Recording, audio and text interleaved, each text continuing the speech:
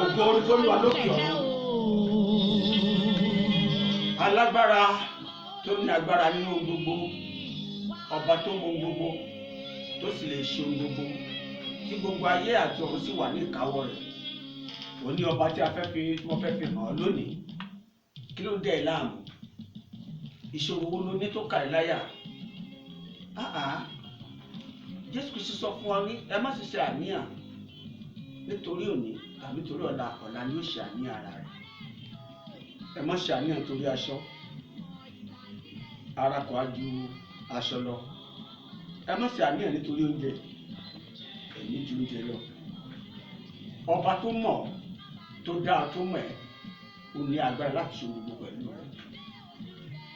Nítorí láti ní pé kọ́kọ́ máa wá ìjọba Ọlọ́run náà àti òdodo rẹ̀, èyí tó kù á fi kún fún ọ torí pé agbára Ọlọ́run tó fún ọ. Ìṣòro wo ló ní? Wàhálà wo ló ní tó rò pé kò lè sí yanjú?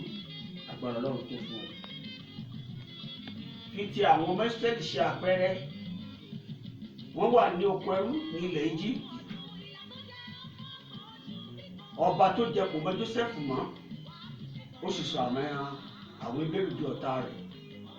Ó ní bí wọ́n ṣe ń bí sí tí wọ́n rẹ̀ sí wọ́n lè gba ilẹ̀ lọ́wọ́ àwọn.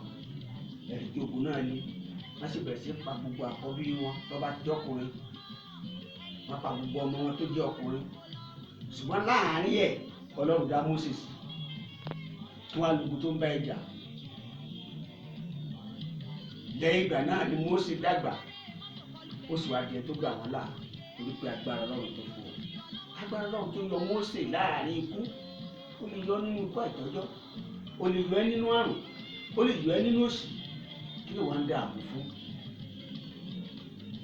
Ó ní ìbùkún ní fún ọkùnrin náà tó fi Ọlọ́run ṣe ìgbẹ́kẹ̀lé rẹ̀, tí Ọlọ́run sì ṣe ìrètí rẹ̀.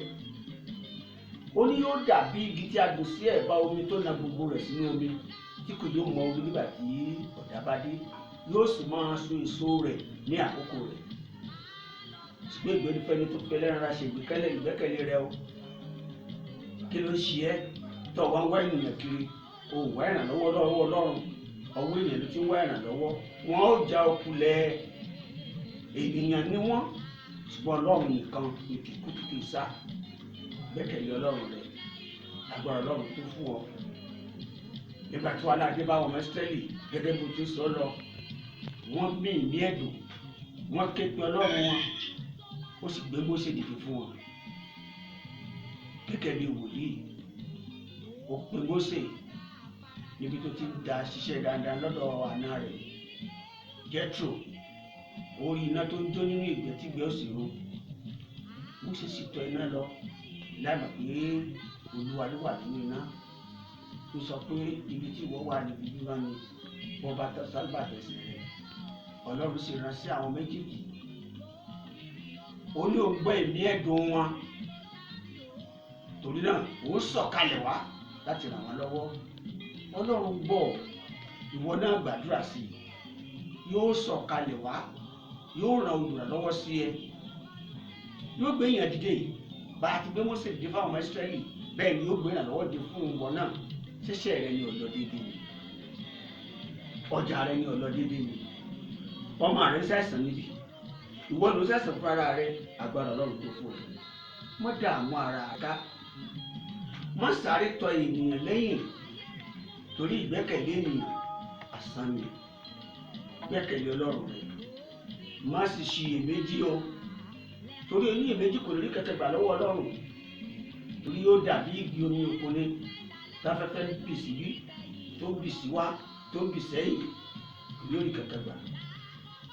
Ìgbàgbọ́ rẹ ló lè mọ̀ lára dá. Gba Ọlọ́run gbọ́.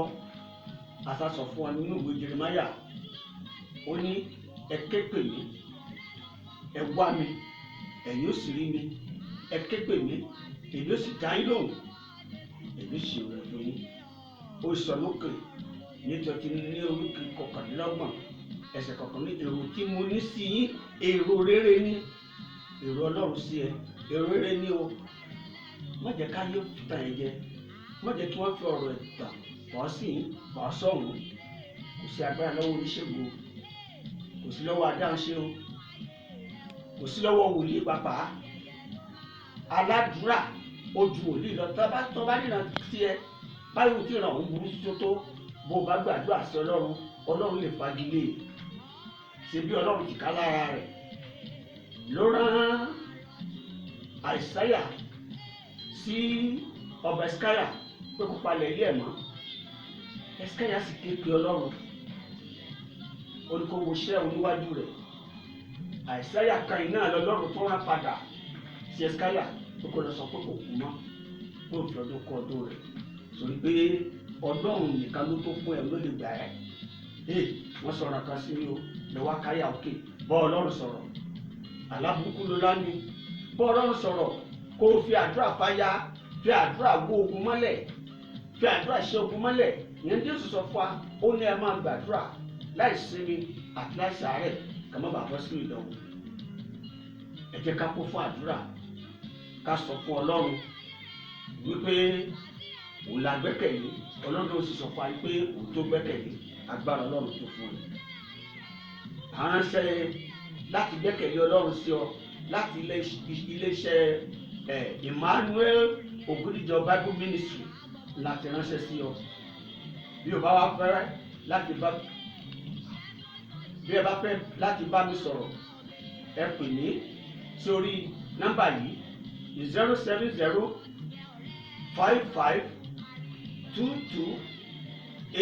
07055228805. lẹ́ẹ̀kan sí 07055228805. ẹ̀ẹ̀kejì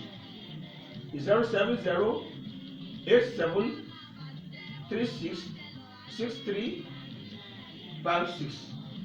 lẹ́ẹ̀kan sí 07087366356.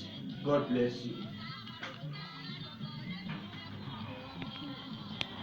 Orúkọ mi ni Pastor Emmanuel Olúwabùkọ́lá Ogundijo. A ó pàdé láyọ̀.